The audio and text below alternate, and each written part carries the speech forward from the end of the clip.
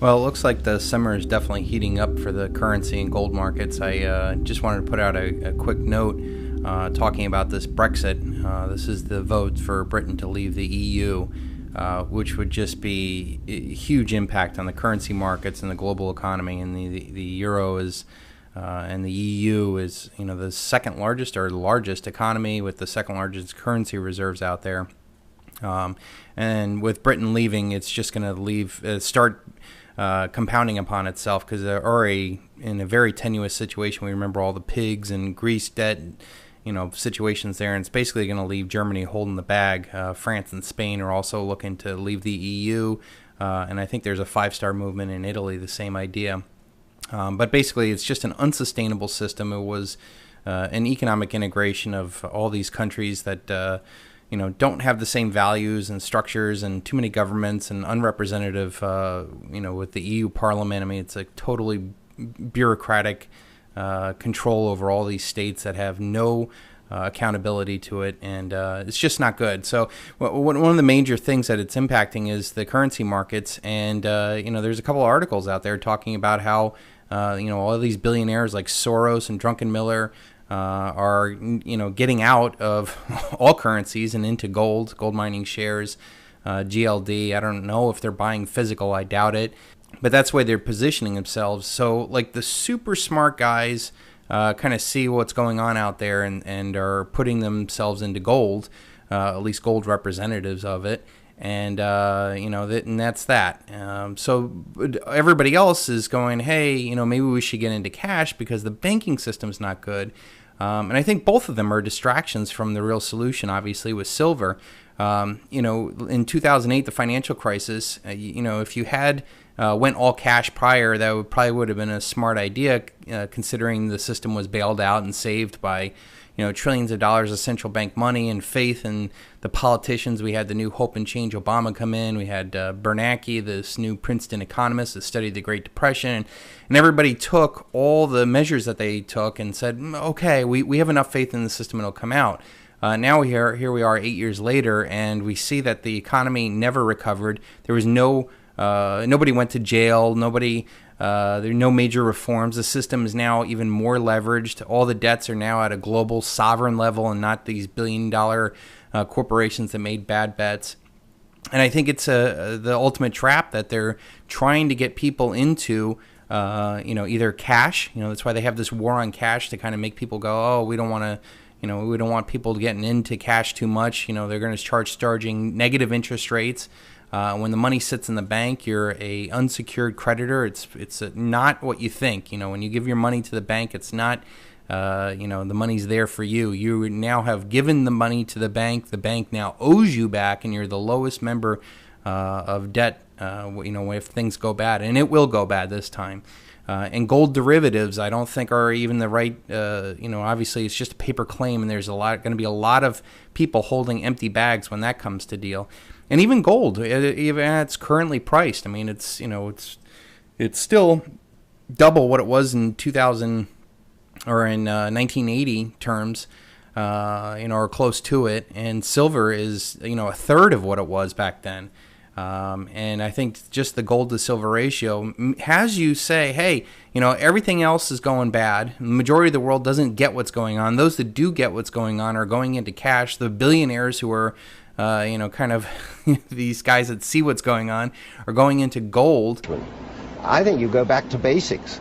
One was brought up to believe that one didn't have huge overdrafts, that banks were not geared at 70, 80, 90 times, which some of them were, and that in the case of investment, you look at things that are worth investing in. Obviously, the market will depend on whether it goes up and down with the attitude of the people concerned. But I mean, if you take raw materials at the moment, how much further down will oil go, for example? On the other hand, if you're very safety conscious, you hang on to your gold bars. And all these major nations are going into gold. So I look at it as, this down the liquidity pyramid, from unsecured counterparty risk all the way down to probably the safest forms, and, you get down there.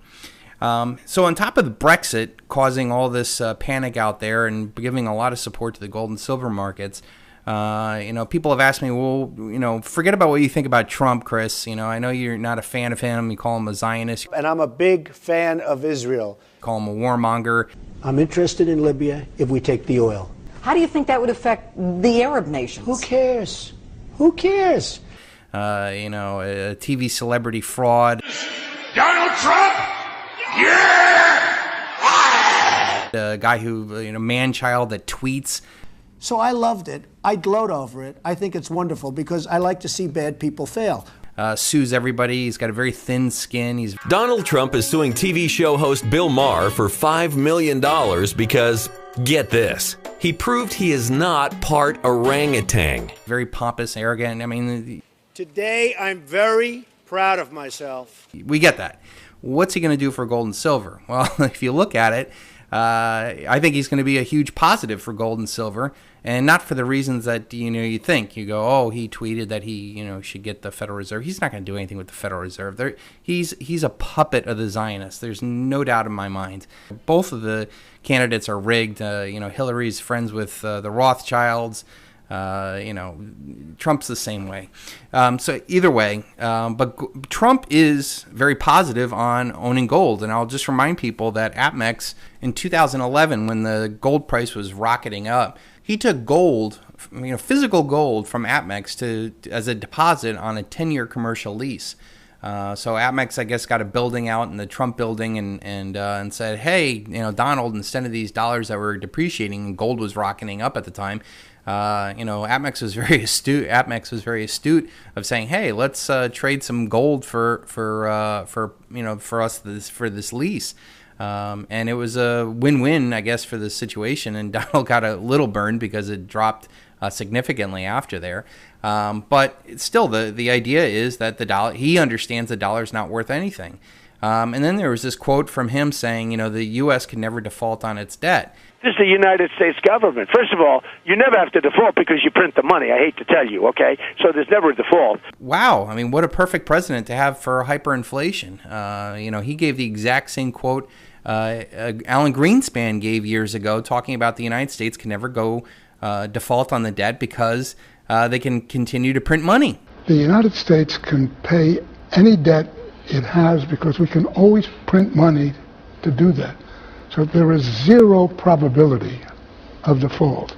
Well, that's exactly what a default is that's what hyperinflation is. They can continue to print money, and it's very obvious that would be the course of events and probably the most desirable thing for the global elite to totally destroy economy quickly, because what they would want to do is install a global currency or a global central authority to calm the markets. And, they'll destroy the currencies. And this is what I'll remind you again from, I think, the 1986 Economist cover talking about the Phoenix when all the currencies of the world burning and to be established by 2018. Who better to have in place than the 3-time, 4-time bankrupt casino, loves Israel, megalomaniac wrestler or TV personality in charge, and he would print money. Nothing's good. And don't think that I'm for Hillary. I think she's a sick, cackling psychopath. I've never seen somebody laugh so evilly, other than maybe the Joker, over somebody's death when Gaddafi was killed. The point is, vote nobody, vote for yourself, be your own central bank, stop hoping for these saviors to come and save you from yourself, get your money out of the system, don't stop playing politics off of this, get off the internet, start learning some skills, get into better shape, and stack real tangible wealth. And that's one of the things that we're doing this whole summer, while prices are still relatively low, is offering massive discounts on Silver Shield BU through our dealer network.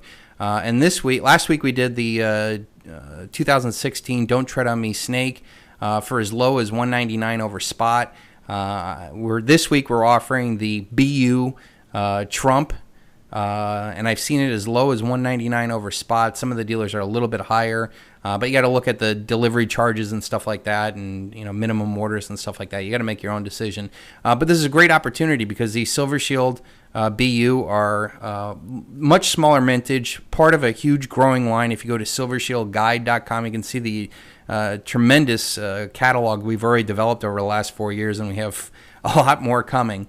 And you can, part of the collectability of it is that this silver strikes rise faster in in real terms than the actual silver that underlies it, because there is more scarcity involved. There's more collectability, and these things outperform any other dollar you could spend on silver, especially with these major government mints. The United States Treasury, the Silver Eagle, or any of the Queen Elizabeth, mints all over the world.